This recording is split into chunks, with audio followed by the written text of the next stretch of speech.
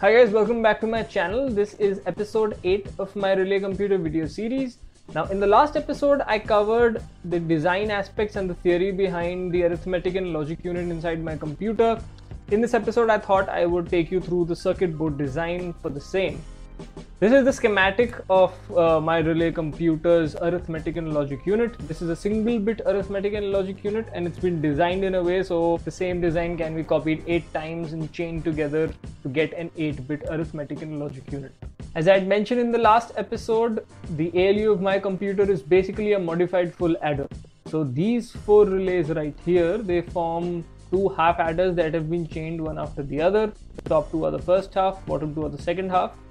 And these 2 diodes right here, they form the OR gate, thus making the complete full adder.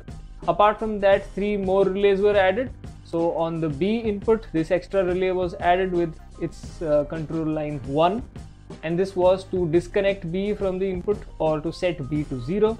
Similarly, this relay on the bottom was added with the control lines 2 and 3 to either force carry in input to go to 0 or to force it to be 1.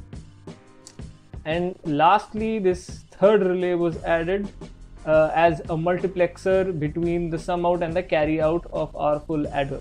These 7 relays together form a single bit arithmetic and logic unit of my Relay Computer, and as I had mentioned earlier, the same design can be copied 8 times to get an 8-bit arithmetic and logic unit. Now, if we revisit the computer's architecture, you'll notice one input of the arithmetic and logic is directly connected to the B input, and the second input of the arithmetic and logic unit is being connected to a multiplexer. The job of this multiplexer is to allow us to choose between the program counter and the A input. So this extra relay you see here is actually for the 2-to-1 multiplexer. As you can see, it's got the inputs A and PC, and the common output goes to the A input of our complete ALU. Now let me show you the PCB layout. Now I've designed this board in a way so that all the header pins on the left act as control in lines and the headers on the right are control out. So instead of having all 8 PCBs getting their control lines from a common board, the idea is each PCB can piggyback from the previous PCB's control lines. Now, once I was done with the single bit ALU design, I just had to copy the same design twice to give myself a 2-bit ALU design. And here you can clearly see that the output connector of the first ALU goes into the input connector of the second one. This is one of the 4 2-bit ALU boards of my Relay Computer. Now the way I've designed this board, the data is flowing from the left hand side to the right hand side. So the left hand side LED is the lower bit and the right one is the upper bit. However, when we are reading binary numbers, we want the lower bit to be on the right hand side. So I'm gonna turn this over when I'm doing all the wiring. So let me get a breadboard.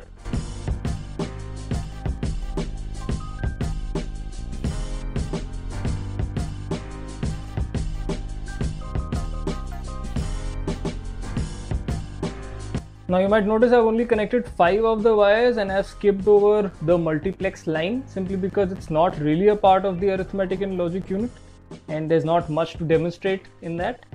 Now let's connect the data lines.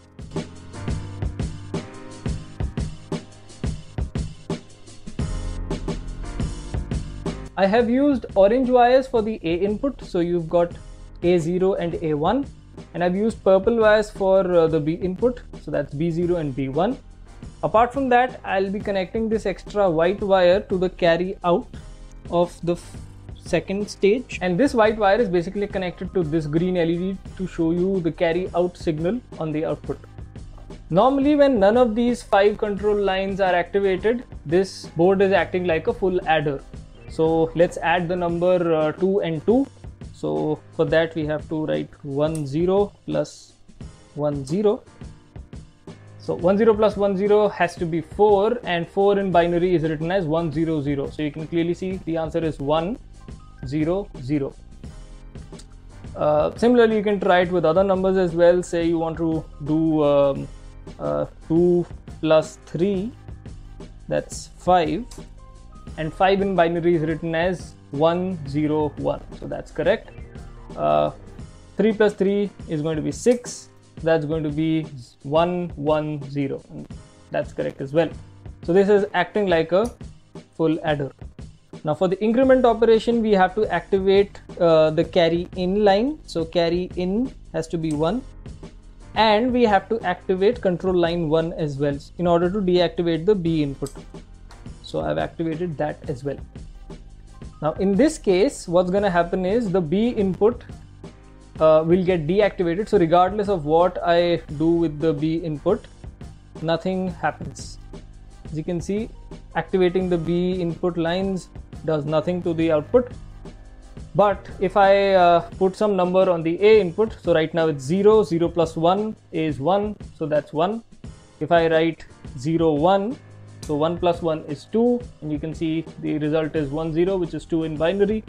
If I say 1, 0 plus 1 is 3, so that's 3 on the output, 1, 1.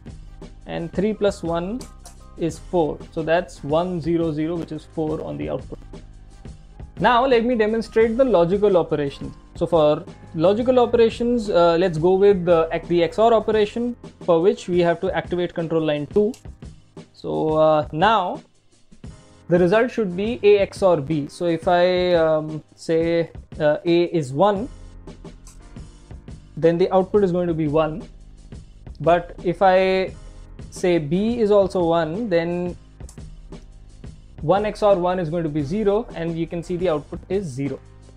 Similarly, if I deactivate A, the output again becomes 1, and if I deactivate B, the output becomes 0. And that's going to happen even for the upper bits as well. So that's 1 0 1 0. So that works. Now let's try the NOT operation. For the NOT operation, we have to activate 3 control lines. We have to activate control line 1 to disconnect B. Control line 2 gets activated to basically disable the carry in input, and control line 3 gets activated to set carry into 1.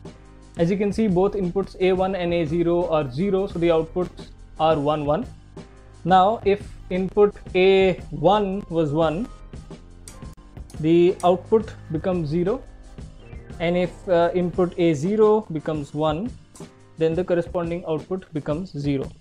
Let's try the AND operation, for which firstly we have to activate control line 2 in order to disconnect the carry in input, and we have to activate control line 4 in order to look at carry out as the final output instead of the sum output. Since this is an AND operation between A and B, setting both A and B to 0 is going to give you 0. If I activate B0 and set it to 1, the output is going to remain 0. But activating A0 to 1 gives you a 1. So that's an AND operation. Same goes for A1 and B1. So if I activate B1, the output is 0. But if I activate A1 as well, the output becomes 1. Let's try the OR operation, which is our final logical operation. And for that, we just have to activate control lines 2, 3, and 4. So since this is the OR operation, activating any of these control lines should set the output to 1. So if I activate B1, the output should be 1. If I activate A1, the output is going to be 1. If I activate both, the output is going to remain 1. Same goes for the lower bit. So if I activate B0, the output is going to be 1, and if I activate A0, output is going to be 1. If I deactivate B0 and if A0 stays 1, the output is going to stay 1. So that's the OR operation. And that's basically it. So with the design of this 2-bit ALU board, we have covered 4 more boards in our 21 board relay computer. Now, if you like this video series so far, please consider subscribing to my channel.